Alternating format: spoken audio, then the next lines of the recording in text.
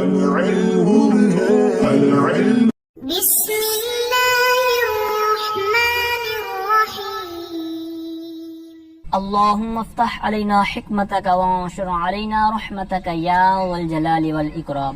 تو جی ناظرین، الحمدللہ عز وجل ہدایت النحو کتاب ہماری جاری و ساری ہے، اور آج ہم اس کا سبق نمبر 42 بدل کے بارے میں فصل انشاءاللہ عز وجل پڑھیں گے۔ تو جیسا کہ آپ کو علم ہے کہ الحمدللہ عز وجل ہدایت النحو کے اندر ہماری جو فی الحال بحث جاری ہے وہ ہے توابع کے بارے میں۔ توابع کا جو بیان ہے یہ ہماری بحث جاری ہے۔ تو 3 تابع، ٹوٹل 5 ہے، جن میں سے 3 کی ہم ڈیٹیل الحمدللہ جتنی اس متن کے اندر ہے، اس کتاب کے اندر، وہ ہم پڑھ چکے ہیں۔ تو چوتھا بدل آج ہم پڑھیں گے تابع، 5واں تابع ہم اگلے سبق نمبر 43 میں انشاءاللہ عز وجل کلیئر کریں گے۔ تو یوں ہمارا جو الباب الاول ہے وہ کلیئر ہو جائے گا 43 اسباق پر۔ تو اس طرح پھر آگے الباب الثانی انشاءاللہ عز وجل شروع کریں گے۔ تو آج کا جو سبق ہے بدل کے بارے میں، تو اس کو اپنے توجہ کے ساتھ سماعت کرنا ہے، کیونکہ اس کا آگے والے سبق کے ساتھ بھی کچھ نہ کچھ رشتہ ہے، ٹھیک ہے؟ تو اچھے انداز میں سمجھ لیں گے تو وہاں پر انشاءاللہ عز وجل سمجھنے میں آسانی ہوگی، کیونکہ وہاں پر اس کا کچھ نہ کچھ تعلق بیان کیا جائے گا، اور آگے ایک اختلاف کی بات بھی آئے گی۔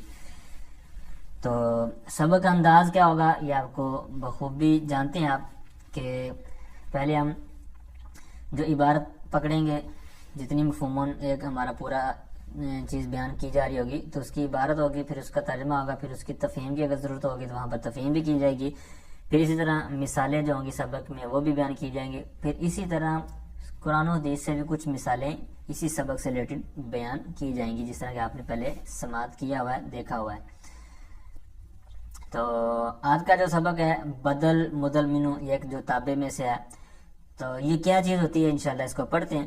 تو سبق کا تعلق انداز تو میں نے بیان کر دیا، لیکن آج کے سبق میں ہے کیا کیا، تو اس کو بھی میں ایک نظر عرض کر دیتا ہوں کہ اس کے اندر ایک تو تابع، یہ جو تابع آج کا ہم پڑھیں گے بدل مبدل منو، تو بدل کی تعریف ہوگی، ٹھیک ہے؟ تو اسی طرح پھر آگے بدل کی جو 4 اقسام ہیں، یعنی اقسام اربع، بدل کل، بدل بعض، بدل استعمال، بدل غلط، یہ بیان کی جائیں گی۔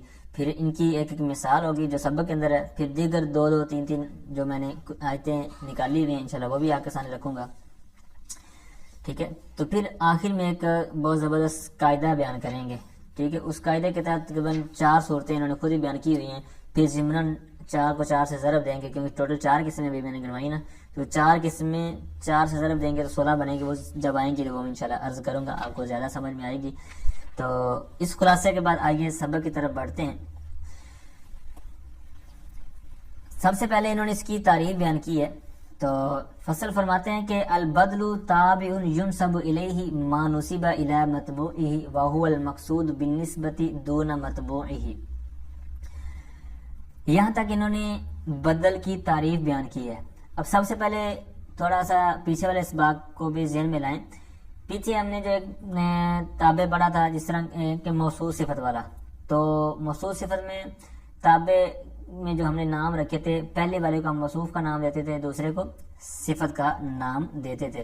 پھر اسی طرح مؤکد تقید والا سبق ہم نے پڑھا، اس کے اندر پہلے والے کو مؤکد، بعد والے کو تقید کا نام دیا گیا تھا، ٹھیک ہے؟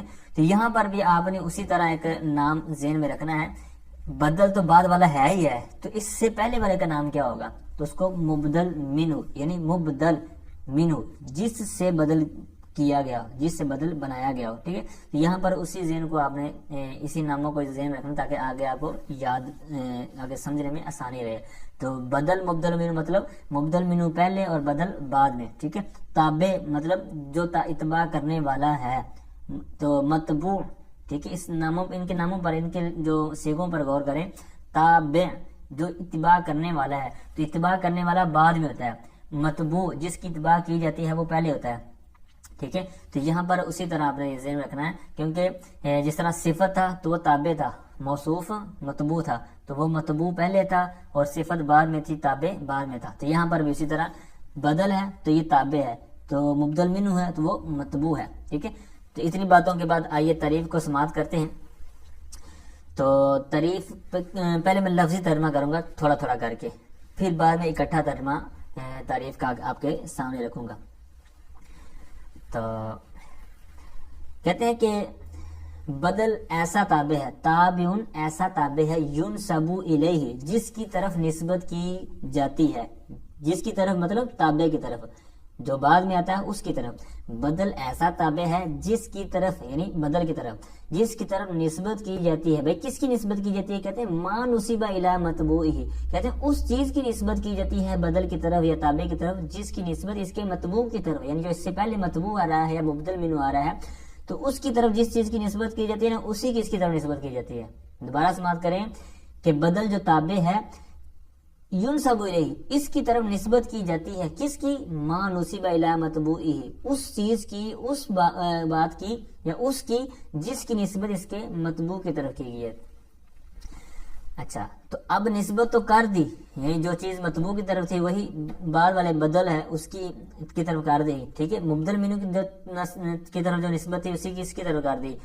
تو اب بھائی آپ نے کار تو دی ہے، لیکن مقصود اس میں کیا ہوگا؟ کیا دونوں ہی مقصود ہوں گے یا دونوں نہیں ہوں گے یا ایک ہوگا؟ ایک ہوگا تو پہلا ہوگا یا بعد والا ہوگا؟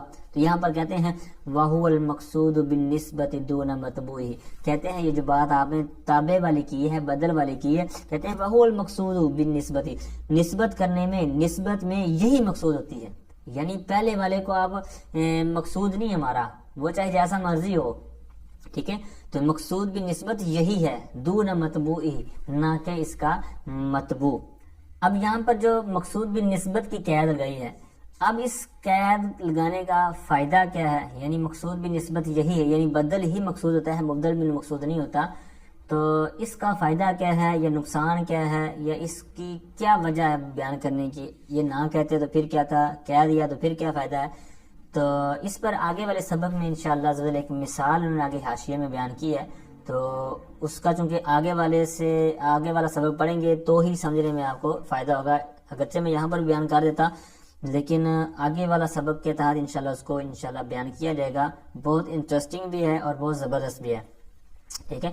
تو آگے والا سبق سمجھنے کے بعد انشاءاللہ عزوجل مقصود بھی نسبت کی آپ کو زیادہ سمجھ آئے گی اس مثال کے ساتھ۔ تو بہرحال میں یہاں پر ایک مثال عرض کرتا ہوں جس طرح کہ آگے مثالیں آ رہی ہیں۔ تو جیسے کوئی شخص کہتا ہے کہ جاءنی زید اخوکا، میرے پاس زید آیا یعنی تیرا بھائی، تو اب زید مبدل منہ ہے، اخوکا بدل ہے، اب جو زید ہے وہی اخوکا یعنی تیرا بھائی ہے، تو لہٰذا زید یہاں پر مقصود نہیں ہے، مقصود اس کا تیرا بھائی کہنا ہے، ٹھیک ہے، اخوکا کہنا ہے، تو یہاں پر مقصود بھی نسبت کیا ہے؟ اخوکا، ٹھیک ہے۔ تو یہاں پر زید مبدل منہ بنا اور اخوکا بدل، تو یہاں پر یہی انہوں نے کہا ہے کہ بدل مبدل منہ کی بحث میں سے جو مقصود ہے وہ ہے اخوکا ہے، سوری جو تابع ہے بدل ہے تو وہ مقصود ہوتا ہے، جیسا کہ اس مثال میں زید اخوکا میں زید مبدل منہ اور اخوکا بدل ہے۔ آگے اس کی اقسام اربع جو 4 قسمیں ہیں، بدل کل، بدل بعض، بدل استعمال، بدل غلط، تو مشہور ہیں، ان کو آپ نے ذہن میں رکھنا ہے۔ تو کہتے ہیں وہ اقسام البدلی اربعۃ، بدل الکلی من الکل وہو ما مدلولہ مدلول المطبوع نحو جاءنی زید اخوکا، یہاں تک انہوں نے ایک قسم بیان کی اور ساتھ میں اس کی مثال بیان کی۔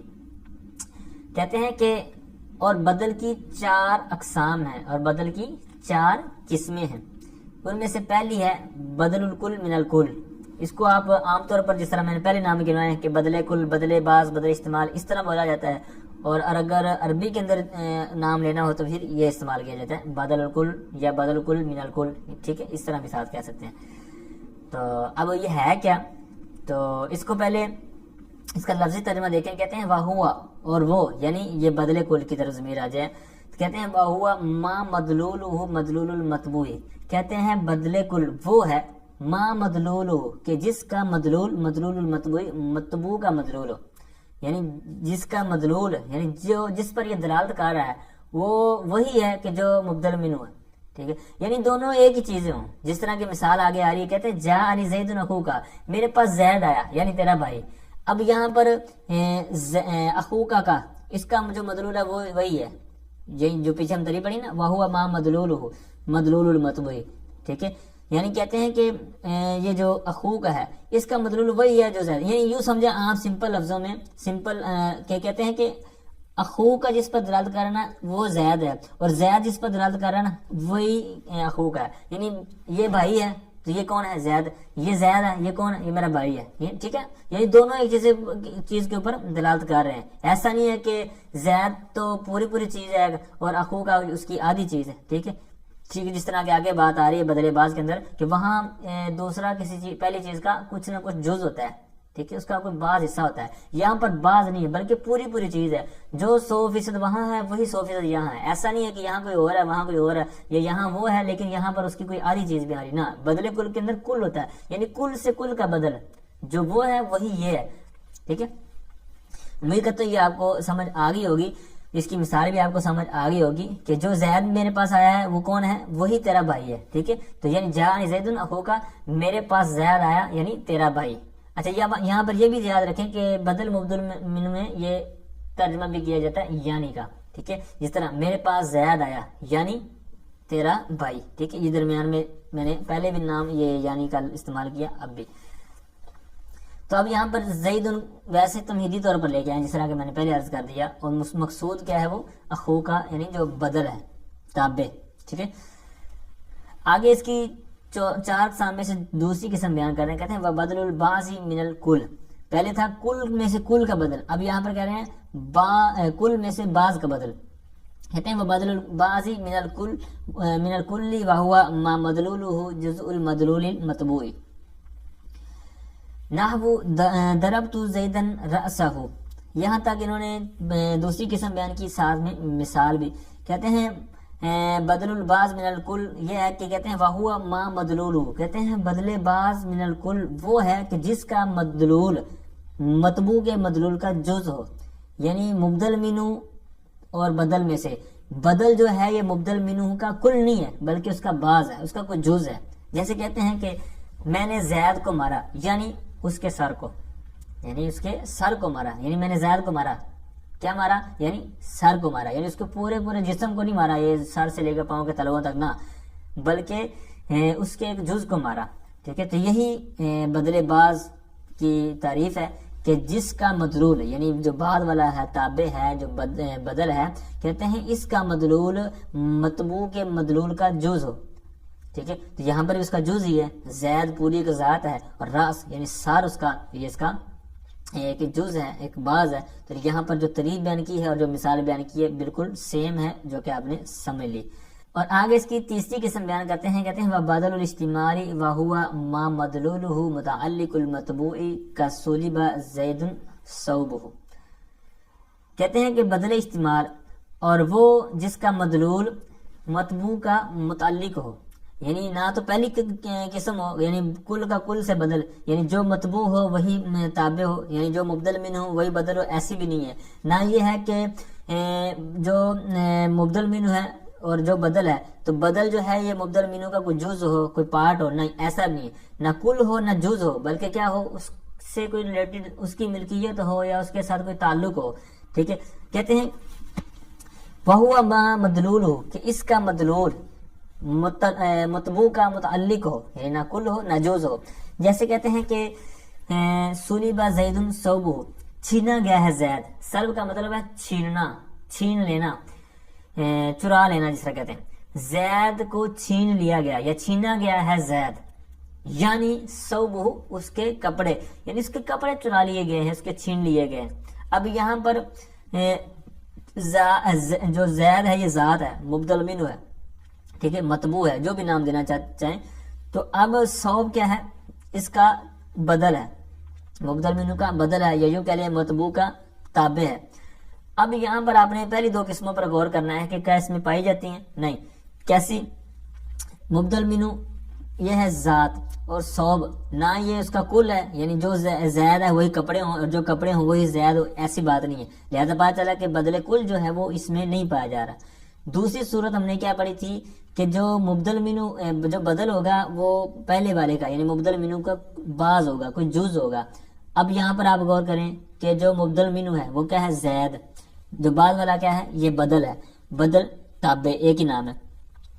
تو اب یہاں پر جو ثوب ہے یہ اس کا بعض نہیں ہے، یعنی ایسا نہیں ہے کہ اب جسم کے ہاتھ اور اسی طرح بازو، پاؤں، ٹھیک ہے. اسی طرح جسم کے دیگر اعضاء آپ غور کرتے چلے جائیں تو ان میں سے کسی کے اندر بھی ثوب نہیں ہے, یعنی کپڑے جسم کا حصہ نہیں ہے, ہم اتار کے پھینک دیتے ہیں, کسی کو دے دیتے ہیں. ٹھیک ہے, اسی طرح کہاں سے کہاں کپڑے چلے جاتے ہیں. تو لہذا پتہ چلا کہ یہ نہ کل ہے نہ جز ہے. تو ہے کیا, یہ استعمال یعنی ایک تعلق ہے اس کا جسم کے ساتھ, یعنی اس جو ذات ہوگی تو اس کا اس کے ساتھ ایک تعلق ہے, اس کی ایک ملکیت ہے. ٹھیک ہے, تو یہاں پر وہی بیان کرنا مقصود ہے کہ بدل اور استعمال کے اندر کہ یہ اس کے ساتھ تعلق رکھتے ہیں. تو یہ ذات زید جو ہے یا مبدل منہ جو ہوگا تو یہاں پر اس کے ساتھ اس کا تعلق ہے, یعنی راس کا ثوب کا. ٹھیک ہے, تو چھینا گیا ہے زید, چھینا گیا ہے یا چرایا گیا ہے زید یعنی اس کے کپڑے, اس کا لباس. ٹھیک ہے, تو یہ ہے بدل استعمال. آگے چوتھی اور آخری قسم اقسام اربع میں سے کہتے ہیں وبادل الغلطی وہوا ما یذکر بعد الغلطی نحو جاءنی زید جعفر. آگے ایک اور مثال دی, کہتے ہیں ورأیت رجلا حمارا. کہتے ہیں کہ بدلے غلط, یہ تو سمپل ہے, آپ کو پہلے سمجھ آ گیا ہوگا کہ بدلے غلط کیا ہوتا ہے, یعنی جو غلطی ہو جانے کے بعد لے کر آیا جائے. یعنی بندہ بیان کرتے کرتے یا کوئی جملہ بولتے بولتے یا گفتگو کرتے کرتے بعض کا زبان سلپ ہو جاتی ہے, سبقت لسانی جس کو بولا جاتا ہے, تو اس کو کیا کہیں گے کہ یہ غلطی کے طور پر لے کے آئے. یعنی بندے نے کوئی بات کرتے کرتے غلطی کر دی تو فوراً اس کی جگہ پر جملہ لے آتا ہے, کہتا ہے سوری یا معذرت یا ایکسکیوز می, اس طرح کے اور لفظ بول کے پھر آگے عام طور پر جو ہم جس طرح جملے بولتے ہیں تو وہاں پر جو بعد میں بات کرتے ہیں تو یوں گویا کہ وہاں پر بدلے غلط کے طور پر لے کے آ رہے ہوتے ہیں. یعنی اس سے جو مسٹیک ہو گئی تھی تو اس کی وجہ سے اس نے اس کو ختم کر دیا, اور جو مقصود ہے تو مقصود بھی نسبت ہے وہ بعد والی چیز ہے جو اس نے بعد میں کہی ہے. ٹھیک ہے, تو یہی یہاں پر ہے کہ بدلے غلط کہتے ہیں وہ ہے جس کو ذکر کیا جائے, ما یوز کرو, جس کو ذکر کیا گیا ہو بعد الغلطی, غلطی کے بعد. بدلے غلط وہ ہے یعنی وہ تابع ہے کہ جس کو ذکر کیا جاتا ہے غلطی کے بعد, یعنی کسی سے کوئی مسٹیک ہو گئی ہے, غلطی ہو گئی ہے تو اس کے بعد جو ذکر کیا جاتا ہے وہ بدل غلط ہوتا ہے. اور یہ چار جو ہم نے بدل گنوائے ہیں اقسام اربع, تو جس طرح کہ آپ نے تعریف کے اندر پڑھا ہے کہ مقصود تابع ہوتا ہے, یعنی جو بدل ہے تو یہاں پر تابع میں سے جو بدل, جو توابع کی چوتھی قسم آج ہم پڑھ رہے ہیں بدل کی, تو یہاں پر مبدل منہ میں سے مقصود کیا ہوتا ہے بدل. ٹھیک ہے, تو چاروں میں سے بدلے کل ہو, بعض ہو, استعمال ہو یا غلط ہو, مقصود بعض والی چیز ہی ہوگی. کون سی؟ بدل والی.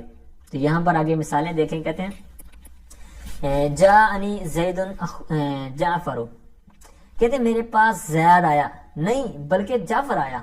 ٹھیک ہے, اس کا ترجمہ یوں کریں گے جاءنی زید, میرے پاس زید آیا. پھر آگے جعفر جو لے کے آئے بدل کے طور پر, کہتے ہیں نہیں بلکہ جعفر آیا, یعنی سوری, مطلب جس طرح یہ لفظ بولا سوری, ایکسکیوز می, معذرت. ٹھیک ہے, تو یہاں پر اسی معنی میں میرے پاس زید آیا, نہیں بلکہ جعفر آیا. ٹھیک ہے, نہیں ایک مرتبہ بول لیں. ٹھیک ہے, یہی صحیح رہے گا کہ میرے پاس زید آیا نہیں بلکہ آگے جو بھی نام لینا چاہیں, جعفر, عمر, بکر وغیرہ. پھر آگے ایک اور انہوں نے مثال دی بہت کہتے ہیں میں نے ایک شخص دیکھا, نہیں بلکہ کھوتا دیکھا. ٹھیک ہے, گدھا, دراز گوش. اب دراز لمبے کو کہتے ہیں, گوش مطلب کان, تو یہ گدھے کو دراز گوش بھی بولتے ہیں, ڈنکی. تو حضور صلی اللہ علیہ وسلم کے ساتھ ایک محبت کرنے والا گدھا تھا. گدھا لفظ نہیں ویسے بولنا چاہیے لیکن سمجھانے کے لیے, تو اب اسی وجہ سے دراز گوش اس کو بولا جاتا ہے کہ یہ اچھا لفظ نہیں ہے کیونکہ حضور کے ساتھ نسبت ہوگی گدھے کی. تو اب وہاں پر گدھا یا اس طرح کا لفظ نہیں بولا جاتا جو عام طور پر درست یا معیوب سمجھا جاتا ہو, جس کو درست نہ سمجھا جاتا ہو یا معیوب سمجھا جاتا ہو. تو اب حضور صلی اللہ علیہ وسلم کا جو دراز گوش تھا اس کا نام تھا یعفور, یا عین فا واو را, یعفور. کیونکہ سرکار صلی اللہ علیہ وسلم کی ایک سنت مبارکہ یہ بھی ہے, عادت مبارکہ, کہ سرکار اپنے ہر چیز کا نام رکھا کرتے تھے. جس طرح تلواریں ہیں, گھوڑے تھے یا خچر تھے. ٹھیک ہے, اسی طرح امامہ تھا, تو دیگر جو بھی چیز استعمال میں ہوتی تھی تو حضور علیہ السلام ان کا کوئی نہ کوئی نام رکھ دیتے تھے. تو یہاں پر جو حمار تھا حضور صلی اللہ علیہ وسلم کا, تو اس کا بھی پھر کیا ہے, ایک سرکار نے نام رکھا تھا یعفور. تو میرے شیخ طریقت امیر سنت نے اپنے ایک دفعہ خواہش کا اظہار کیا, مدینہ منورہ میں مسجد نبوی میں تشریف حاضر تھے میرے پیر و مرشد. تو بات لمبی ہو رہی ہے, میں ایک یادگار واقعہ یاد آ گیا تو امیر سنت نے کیونکہ آپ جو جانتے ہیں امیر سنت کی محبت کو، عشق رسول کو، عشق مصطفیٰ کو، تو ان کو تو آسانی سے سمجھ آ جائے گا. تو ایک دفعہ حضور صلی اللہ علیہ وسلم کے دربار میں روضہ انور کے پاس بیٹھے ہوئے حضور مولانا الیاس قادری، مدری چینل پر زیارت کرتے ہوں گے آپ، اگر کسی نے نہیں دیکھا تو سرچ کر کے دیکھیے گا یوٹیوب پر، مولانا الیاس اتار قادری.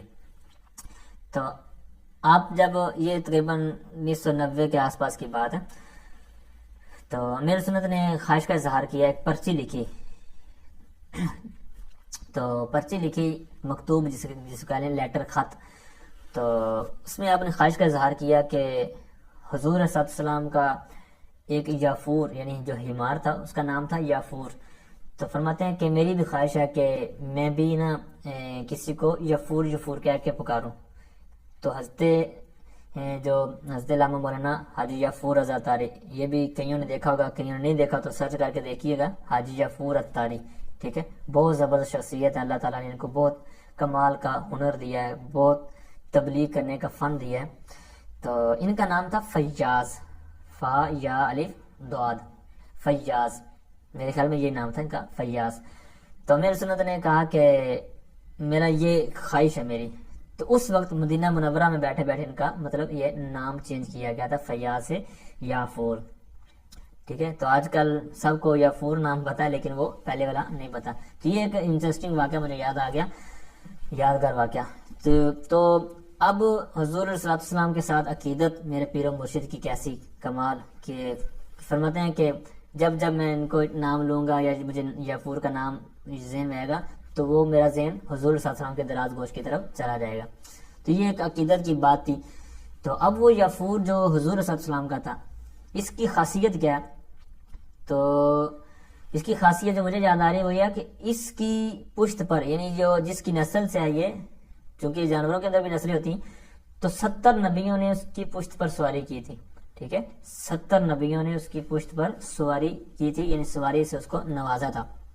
تو یہ حضور صلی اللہ علیہ وسلم بھی اسی جو ان کی نسل میں سے تھے، جو صلی اللہ علیہ وسلم جو دراز گوشت تھا، تو یہ اسی کی نسل میں تھا. تو حضور صلی اللہ علیہ وسلم نے ان کو بھی نوازا. تو اب حضور کا جب وصال ہو گیا تو اس نے اب ہمارے طور پر جو بولا جاتا نا جملہ، کسی نے خودکشی کر لی، تو اب یہ دراز گوشت کے لیے کہنا ہے تو اچھی بات نہیں ہے، لیکن یوں کہیں کہ اب چونکہ اس پر تو وہ تو ہے جانور، تو اس کے اوپر جو احکامات تو لاگو نہیں ہوں گے کہ خودکشی کر لی تو اس نے یہ کام کر لیا یا جہنم میں جائے گا نا.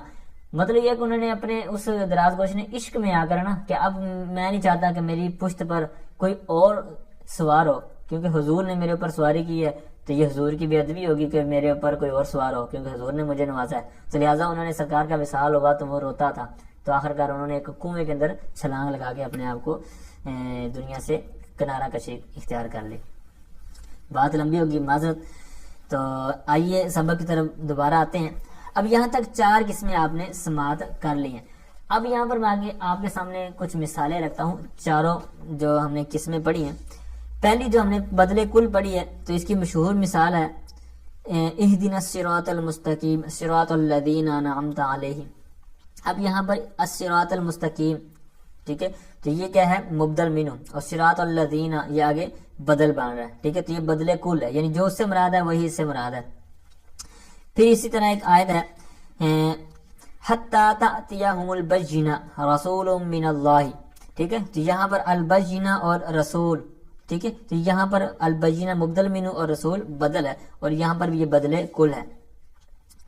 پھر اسی طرح سورہ انعام کے اندر آیت نمبر 74 میں بھی ہے وَإِذْ قَالَ إِبْرَاهِيمُ لِأَبِيهِ آزَرَ أَتَتَّخِذُ أَصْنَامًا آلِهَةً.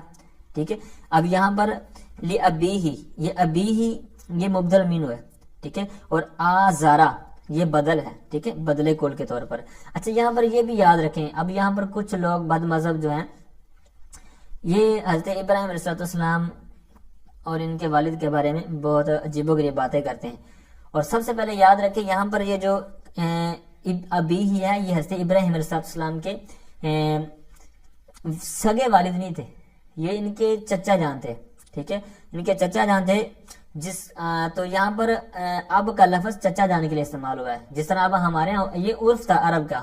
ٹھیک ہے، اب جس طرح ہمارے یہاں ہوتا ہے کہ ایک بندہ ہے، اس کے مطلب 3 بندے ہیں، 3 بھائی ہیں، تو درمیان والا یا جو چھوٹا بھائی ہے اس کی شادی ہوئی، ٹھیک ہے، تو اس کے جو بیٹے ہوں گے تو وہ ہمارے یہاں آپ نے بھی دیکھا ہوگا اپنے عرف میں کہ چھوٹا بھائی جو ہے تو اس کے ہاں بیٹا ہوا یا بیٹی ہوئی تو وہ اس کے جو بڑے بھائی ہیں، یعنی اس کے باپ کے جو 2 بھائی ہیں دونوں جو بڑے بھائی ہیں، تو ان کو کیا بولتے ہیں، جو ان کا حقیقتاً مطلب تایا لگتا ہے لیکن اس کو بولتے ہیں کیا ہے، بڑے ابو.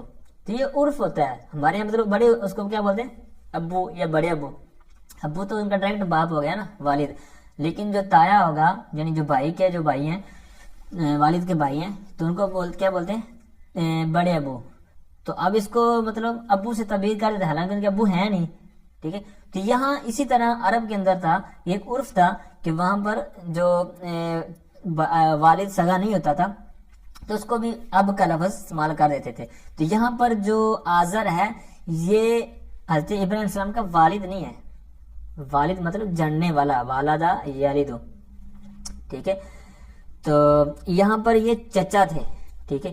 حضرت ابراہیم علیہ السلام کے جو سگے والد تھے ان کا نام تھا تارخ. اب نام کے اندر بھی مختلف تلفظ ہیں اور مختلف انداز ہیں، لیکن ایک جو مشہور ہے وہ تارخ، تا را خا، ٹھیک ہے. تو یہاں پر تارخ جو سگے والے تھے وہ، لیکن یہ جو بتوں کو پوجا کرنے والے تھے یا بت بنا کر بیچا کرتے تھے یہ حضرت ابراہیم علیہ السلام کے والد نہیں ہیں، ٹھیک ہے، چچا جان تھے. اور آگے بدلے باز کی ایک مثال ہے، سورہ آل عمران آیت نمبر 97، وَلِلَّهِ عَلَى النَّاسِ حِجُّ الْبَيْتِ مَنِ اسْتَطَاعَ إِلَيْهِ سَبِيلًا. الناس جہاں پر مبدل منہ ہے، اور اس سے یعنی لوگوں میں سے جو اس راہ کی طرف یعنی حج کی طرف طاقت رکھتے ہیں. تو یہاں پر ناس میں سے کچھ مراد ہیں، یعنی جو طاقت رکھتے ہیں، تو طاقت رکھنے والے کام ہوتے ہیں، ٹھیک ہے. تو یہاں پر بعض کی مثال بنے گی، ٹھیک ہے، بدلے بعض. آگے سورۃ زمر آیت نمبر 17 کے اندر بدل احتمال، تیسرا جو بدل ہم نے پڑھا تھا، والذین اجتنبوا الطاغوت ان یعبدوها، ٹھیک ہے. الطاغوت یہ مبدل منہ، ان یعبدوها یہ بدل استعمال کے طور پر، یعنی ناس کا یہ جو کل ہے طاغوت کا، ان یعبدوها ناس کا جز ہے بلکہ اس کا بعض ہے، اس کے ساتھ تعلق ہے اس کا. پھر اسی طرح آگے آ جائیں بدل استعمال کی ایک اور مثال، سورہ بقرہ آیت نمبر 217، یسألونک عن الشہر الحرام قتال فیہ، ٹھیک ہے. یہاں پر الشہر الحرام یہ اس کا مبدل منہ ہو جائے، قتال فیہ یہ اس کا بدل ہوگا اور بدل استعمال ہوگا. یعنی قتال فیہ نہ تو یہ الشہر الحرام یعنی حرمت والے مہینے کا کل ہے یعنی، اور نہ ہی جز ہے، بلکہ اس کا ایک تعلق ہے اس کے ساتھ. پھر اسی طرح ایک اور مثال ہے کہ آیت نمبر ہے 4-5 سورہ بروج کے اندر، قتل اصحاب الاخدود، یہ آیت نمبر 4 ہے، النار ذات الوقود یہ آیت نمبر 5 ہے. یہاں پر اخدود یہ مبدل منہ اور النار یہ بدل ہے اور بدل استعمال کی مثال ہے. یعنی نار آگ، اخدود خندق کا نہ تو کل ہے نہ ہی جوز ہے، بلکہ یہ اس کے ساتھ اس کا تعلق ہے. یعنی خندقوں کے اندر آگ جو جلائی گئی تھی تو نہ آگ اس کا کل ہے نہ جز ہے، بلکہ اس کے ساتھ اس کا ایک تعلق ہے، ٹھیک ہے. تو یہ آپ نے اس کی مثالیں سماعت کی. آئیے آگے ایک بہت زبردست قاعدہ بیان کیا جا رہا ہے، تو قاعدے کو توجہ میں لائیں، انشاءاللہ آگے آپ کو سمجھنے میں آسانی ہوگی. کہتے ہیں والبدل ان کان نکرۃ من معرفۃ یجب نعتہ. آگے اس کی مثال آ رہی ہے، وہ میں بعد میں عرض کرتا ہوں. قاعدہ سماعت کریں، کہتے ہیں اور بدل ان کانا اگر ہو، یعنی اگر ہو کون، کانا کے اندر جو ہوا اسم ہے، کانا فعل ناقص کا، وہ اس کا اسم بنے گا، بدل ضمیر جو ضمیر ہے وہ راجع ہوگی بدل کی طرف. یعنی بدل اگر ان کانا، کہتے ہیں ان کانا یعنی اگر بدل نکرتن نکرہ ہو، یعنی مبدل منہ پہلے ہوتا ہے بدل بعد میں ہوتا ہے، تو بعد میں جو آنے والا بدل ہے وہ نکرہ ہو، نکرہ ہو، اور پہلے والا کیا ہو، معرفہ. تو اسی کو آگے یہاں پر بیان کر رہے ہیں، ان کانا نکرتن من معرفۃ، معرفہ سے نکرہ ہو، بدل معرفہ سے نکرہ ہو. مطلب یہ ہے کہ مبدل منہ معرفہ ہو، بدل نکرہ ہو، تو پھر کیا ہوگا، کہتے ہیں یجب نعتہ، تو اس کی نعت لانا واجب ہے، مطلب صفت لانا، ٹھیک ہے. تو اس وقت اس کی صفت لانا واجب ہوگا. جیسے کہتے ہیں اللہ پاک کا فرمان، کا قولہ تعالی، جیسا کہ اللہ تعالیٰ کا فرمان بالناصیۃ ناصیۃ کاذبۃ خاطئۃ. اب یہ آیت مبارکہ ہے آیت نمبر 15-16 سورہ الگ کی 30ویں پارے کے اندر. تو اب یہاں پر بدل مبدل منو پہلے ترکیب سمجھیں پھر آپ کو سمجھنے میں آسانی ہو جائے گی. یعنی کہتے ہیں کہ اب یہاں پر بن ناسیہ سے آگے بدل لے کے آ رہے ہیں ناسیہ. ٹھیک ہے, پہلے الف لام معرفہ ہے بن ناسیہ یعنی الف لام کے ساتھ معرفہ ہے. تو یہی پیچھے قاعدہ بیان ہوگا کہ اگر بدل معرفہ سے نکرہ ہو تو یہاں پر بھی دیکھیں بن ناسیہ یہ ہے معرفہ اور ناسیتن یہ ہے نکرہ. تو یہ نکرہ ہے بدل کس کا؟ ناسیہ پہلی وجہ الف لام والا ہے معرفہ کا. اب یہ اس کا بدل تو بن گیا لیکن قاعدے کے مطابق یہاں پر اس کی صفت لانا کیا ہو جائے گا؟ واجب, کیونکہ یہ معرفہ سے نکرہ کی صفت ہے بدل ہے, تو لہذا اس کی صفت لانا واجب ہو گیا. اس کی لے کے آگے صفت کاذبۃ. ٹھیک ہے, اب اس کی صفت لائے. اب صفت لانے کی وجہ کیا ہے؟ صفت لانا یہ تو انہوں نے بیان کر دیا کہ جناب نکرہ معرفہ سے نکرہ بدل بن رہا ہو یعنی مبدل من معرفہ ہو اور جو بدل بعد میں آ رہا ہے وہ نکرہ ہو تو پھر کیا ہوگا؟ صفت لانا واجب ہوگا, نعت لانا واجب ہوگا. تو بھائی لانا واجب ہوگا کیوں؟ تو اس کا انہوں نے جواب حاشیہ نمبر 4 میں صفحہ نمبر 122 پر حاشیہ نمبر 4 میں انہوں نے بیان کیا. کہتے ہیں لِأَلَّا يَكُونَ الْمَقْصُودُ أَنْكَسَ, کہتے ہیں تاکہ جو مقصود ہے, چونکہ جس طرح آپ نے بدل کی تعریف کے اندر پڑھا کہ مقصود کیا ہوتا ہے؟ مقصود بالنسبت ہمارا بدل ہوتا ہے. ایک ہوتا ہے مبدل من, ایک ہوتا ہے بدل. تو مقصود ہمارا کیا تھا اس ٹاپک کے اندر؟ بدل. تو اب بدل یہاں پر اس قاعدے کے تحت جو مثال آیت کے اندر بیان ہوئی ہے بالناسیۃ ناسیۃ, تو یہاں پر بدل کیا ہے؟ نکرہ. بدل کیا ہے؟ ناسیۃ نکرہ, اور مبدل بنو کیا ہے؟ معرفہ. تو جو مقصود ہے وہ نکرہ اور جو مقصود نہیں ہے وہ کیا ہے؟ معرفہ. تو لہٰذا یہاں خرابی پھر یہ لازم آنی تھی کہ جو مقصود ہے وہ تو جناب ناقص ہے, انقص ہے, اور جو غیر مقصود ہے وہ جناب معرفہ ہے اور جناب وہ اولا ہے اور وہ اچھی حالت میں ہے. ٹھیک ہے, یہ آپ کو سمجھانے کے لیے عرض کر رہا ہوں. یعنی جو مقصود نہیں ہے وہ ہے مبدل منو اور وہ کس حالت میں؟ معرفہ. اور جو مقصود ہے جو جس کو ہم بدل کہہ رہے ہیں, جو مقصود ہے جو ہمارا مطلوب ہے جو مطمع نظر ہے وہ نکرہ ہے. حالانکہ اس کو بھی اچھی حالت میں ہونا چاہیے پہلے کی بنسبت, یعنی جو پہلا مبدل منو ہے یہ بعد والا اس سے ایکٹیو ہونا چاہیے, اس سے اچھی حالت والا ہونا چاہیے, اس سے اولا حالت میں ہونا چاہیے. لیکن یہ معرفہ سے نکرہ والی صورت میں تو یہ اس سے کم درجے والا پایا جا رہا ہے. تو لہذا کہتے ہیں کہ پھر اس کی صفت لگا دیں گے تاکہ اس کی جو نکارت ہے, اس کا نکرہ ہونا ہے, یہ تھوڑا سا کم ہو جائے بلکہ معرفہ کی طرف مائل ہو جائے, یعنی نکرہ مخصوصہ بن جائے. ٹھیک ہے, تو اسی وجہ سے یہاں پر انہوں نے بیان کیا کہ صفت لانا واجب اس وجہ سے. امید کرتا ہوں یہ قاعدے کی علت, قاعدے کی جو وجہ ہے کہ صفت لانا کیوں واجب ہے یہ آپ سمجھ گئے ہوں گے. اچھا, یہ قاعدہ اور آپ نے اس کی مثال جو آیت ہے وہ آپ نے سماعت کی. اب اس کا میں ترجمہ بھی عرض کرتا ہوں اور ایک یہاں پر ایک بہت پیارا تدریس کے حوالے سے اصول بیان کرتا ہوں, کیونکہ الحمدللہ ایک بہت بڑی تعداد تو ہمیں جو طلبہ کی سنتی ہے, ٹھیک ہے, وہ اسباق اپنے یہاں پر سمجھتے ہیں پھر آگے پڑھتے ہیں, تو ان کے لیے بھی, اور خصوصاً کیونکہ ہمارے پاس جو میرے الحمدللہ جو اطلاع مجھے پہنچی ہے تو وہ یہ کہ کافی حد تک کچھ نہ کچھ داد جو ہے وہ ٹیچرز حضرات کی بھی ہے, کچھ ٹیچرز بھی ہیں تو وہ اسباق سنتے ہیں پھر وہ آگے بچوں کو یا اپنے ادارے کے اندر پڑھاتے ہیں. تو ان کے لیے بھی ہے اور طلباء کے لیے بھی ہے, سب کے لیے خصوصی ایک تدریسی اصول ہے. ہمارے استاد محترم حضرت علامہ مولانا شیخ الحدیث مولانا محمد مفتی محمد غلام اکبر صاحب, اللہ تعالیٰ ان کے علم میں حلم میں عمر میں وقت میں برکتیں عطا فرمائے. تو ان کا بہت پیارا اصول ہے. آپ فرماتے ہیں کہ سبق کی تیاری کے اندر یہ بھی شامل ہے کہ آپ کے سبق کے اندر جو آیت آ جائے یا کوئی حدیث پاک آ جائے تو آپ اس کا شان نزول یا اس کی تفسیر بھی بیان کریں, یعنی اس کا کچھ نہ کچھ ایک تفہیم ہو جائے کہ اس آیت کا سبق سے ریلیٹڈ تو آپ نے تعلق بیان کر دیا, جس طرح کہ میں نے عرض کر دیا نا کہ یہ مبدل منو یہ بدل بن رہا ہے کیوں, پھر آگے یہ ساری بات تو سمجھ آ گئی آپ کو, لیکن یہ آیت کا پیچھے بیک گراؤنڈ کیا ہے, یہ کس کے حوالے سے ہے. ٹھیک ہے, تو اس طرح کو بھی آپ نے تیاری کر کے جانا ہے کہ اس آیت کی تفسیر پڑھیں, ٹھیک ہے, اس کا شان نزول پڑھیں, اگر وہ بھی آپ کو سمجھ آ جائے, ٹھیک ہے, تو وہ آگے پھر پڑھیں اور پھر آگے بیان کریں. ٹھیک ہے, تو فرماتے ہیں کہ اصل تیاری یہ ہے کہ آپ ہر چیز کے اوپر ہر چیز کی تیاری کر کے آئیں.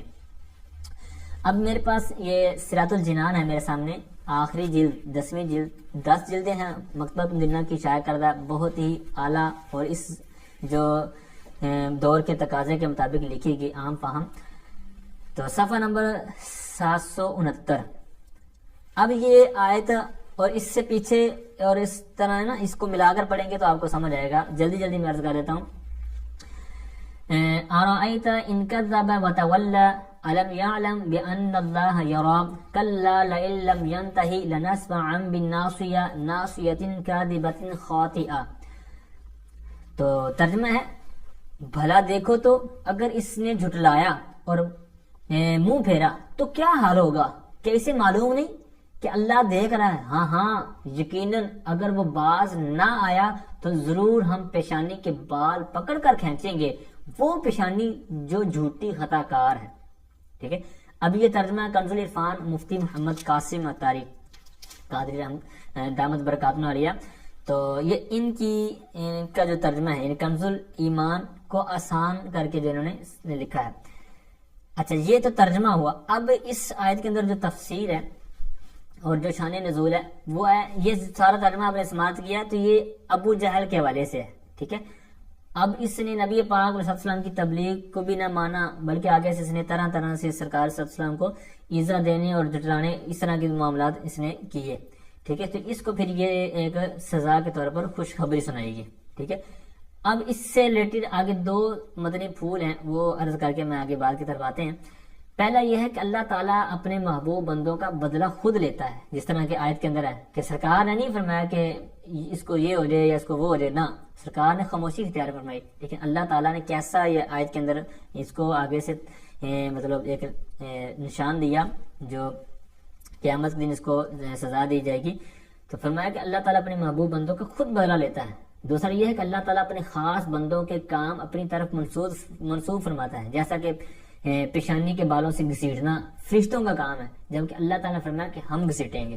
ٹھیک ہے، تو بہرحال المصر یہ ہے کہ آپ بھی جب آگے پڑھائیں گے یا خود اگر تیاری کریں تو کوشش ضرور کیا کریں کہ اس طرح اس آیت یا اس حدیث کے متعلق کچھ نہ کچھ آپ شروحات میں مطالعہ کر کے آئیں۔ تو اچھا، اب یہاں پر جو قاعدہ ہم نے پیچھے بیان کیا کہ جو بدل ہے وہ نکرہ ہو اور جو مبدل منہ ہو معرفہ ہو، تو پھر کیا ہے، بدل کی تقید لانا واجب ہے، یہاں پر جس طرح کی تقید لے کے آئے۔ آگے فرماتے ہیں وَلَا يَجِبُ ذَلِكَ فِي عَكْسِهِ، اس کے عکس میں یہ واجب نہیں ہے، یعنی یہ جو واجب ذالکہ کا مشار اللہ کون ہوگا، جو پیچھے تھا نا، نعت لانا واجب ہے، تو یہاں پر کہتے ہیں کہ اس کے عکس میں صفت لانا، نعت لانا واجب نہیں ہے۔ تو عکس کیا بنے گا، یہاں پر پہلے یہ سمجھیں، ذہن میں رکھیں کہ یہاں پر پڑھا کیا ہم نے، پیچھے پڑھا ہے کہ بدل کیا ہو، نکرہ ہو، مبدل منہ کیا ہو، معرفہ ہو۔ اس کا الٹ کیا کریں گے کہ بدل معرفہ ہو اور جس سے بنا رہے ہیں یعنی مبدل منہ وہ کیا ہو، نکرہ ہو۔ ٹھیک ہے، تو وہاں پر اس کا صفت لانا واجب نہیں ہوگا، جس طرح کی اس کی مثال لگا لیں، جیسے جاءنی رجل اخوک۔ ٹھیک ہے، اب یہاں پر اس کی مثال اسی طرح حاشیے میں انہوں نے دی ہوئی ہے، فی اکسی ہی والا حاشیے کے اندر، کہ کہتے ہیں کام اخن لکا، یعنی اخن لکا زیدن، اخن لکا، یہاں پر اخن یہ نکرہ ہے تو زیدن معرفہ ہے، تو یہ مبدل منہ سے جو بدل بنا رہے ہیں یہ نکرہ سے معرفہ بنا رہے ہیں، تو یہ پیچھے والی پہلی قسم کا عکس ہے۔ پھر آگے کہتے ہیں ولا فی المتجانسین، متجانسین یہ تثنیہ آ رہا ہے، تو کہتے ہیں یہ اس کا اثر اسی پر ہو رہا ہے، یعنی ولا یجب ولا یجب۔ ٹھیک ہے، یہاں پر ولا فی المتجانسین، یعنی یہاں پر ترجمے میں ہم یجب کا ترجمہ کریں گے، یعنی ولا یجب، اور کہتے ہیں نا متجانسین کے اندر واجب ہے، یعنی جس طرح نکرہ سے معرفہ میں واجب نہیں ہے، اسی طرح دونوں نکرہ ہوں یا دونوں معرفہ ہوں، متجانسین سے مراد یہ ہے، یعنی دونوں ایک جنس کے ہوں، ایک جنس سے مراد ہوئی مبدل من نکرہ ہے تو بعد والا نکرہ ہو، مبدل من معرفہ ہے تو بعد والا بھی یعنی بدل بھی معرفہ ہو، جس طرح کی ان کی مثالیں آگے بیان کر رہے ہیں، نیچے حاشیے میں انہوں نے بیان کی ہوئی ہے، دونوں معرفہ سے ہو تو اس کی مثال دیے کہتے ہیں دوری با زید اخو کا۔ اب یہاں پر زید معرفہ ہے، اخو کا، یہاں پر بھی کاف ضمیر کی طرف اخو کی اضافت ہو رہی ہے جس کی وجہ سے معرفہ بن گیا، یعنی معرفہ سے معرفہ۔ پھر دونوں نکرہ ہو تو دو نکرہ سے نکرہ کہتے ہیں، جیسے جاءنی رجل غلام لک، یا اسی کی غلام لک کی جگہ آپ اخو لک بھی کر سکتے ہیں۔ تو یہاں پر بہرحال یہ ہے کہ راجل نکرہ ہے اور غلام اللہ کا یہ بھی نکرہ ہے، ٹھیک ہے، غلام کوئی بھی غلام ہو سکتا ہے، ٹھیک ہے، یا اخ اللہ کا کہہ لیں تو کوئی بھی بھائی ہو سکتا ہے، ٹھیک ہے، تو دونوں نکرہ ہیں، مبدل منو اور بدل دونوں نکرہ ہیں. تو یہاں پر تقید لانا صفت لانا یا نعت لانا واجب نہیں ہے. تو اب یہاں پر یہ ٹوٹل 4 صورتیں بنی. ایک تو پہلی ہے جس میں صفت لانا واجب ہے، ٹھیک ہے، دوسری جس میں واجب نہیں ہے وہ پہلی کا الٹ ہے، اور دوسری دو جو ہیں دونوں معرفہ ہوں یا دونوں نکرہ ہوں وہاں پر بھی واجب نہیں ہے. ان کی مثالیں آپ کو میں نے سامنے رکھتی. اب یہ ٹوٹل 4 صورتیں بنی. اب یہ 4 صورتیں چاروں سے ضرب دے دیں، یعنی 4 صورتیں بنیں گی بدلے کل میں، چاروں یہی بنیں گی، چار بدلے بعض میں، چاروں بدلے استعمال میں، چاروں بدلے غلط کے اندر. تو یوں 4 ضرب 4 16 بن جائے گی، ٹھیک ہے. تو یوں ہماری ٹوٹل 16 یہ قسمیں بنیں گی. لیکن یہ آگے بڑی کتابوں میں جب پڑھیں گے جس طرح کافیہ جامی وغیرہ تو وہاں پر آپ کو اس کی ڈیٹیل مطلب یہ ساری پڑھنی تھی. تو یہاں پر میں نے کچھ عرض کر دیا. وگرنہ 4 قسمیں آپ فی الحال ذہن میں رکھیں، اور اس طرح یہ جو پورا سبق بڑا ہے تعریف اور 4 قسمیں، اور 4 قسمیں اس قاعدے کے تحت